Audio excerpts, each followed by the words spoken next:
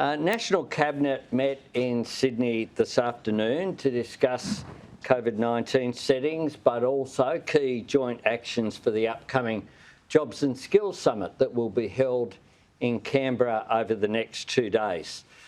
We heard a report from the Acting Chief Medical Officer, Professor Michael Kidd, who provided an update on the pandemic and outlined strategies for combating potential COVID-19 waves into the future.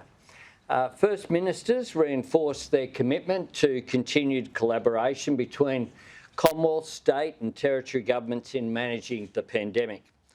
The National Cabinet agreed that the isolation periods for COVID-19 positive cases would be reduced from 7 to 5 following a positive test, with the following caveats. This would apply to people with no symptoms. Clearly, if you have symptoms, we want people to stay home. We want people to act responsibly.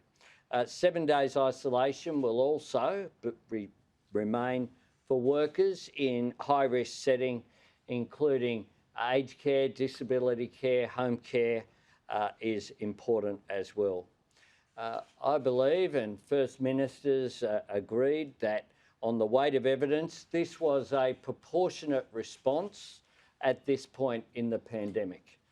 These changes will come into effect from next Friday, the 9th of September, with the paid pandemic leave disaster payment eligibility to reflect the changed isolation periods effective from the same date.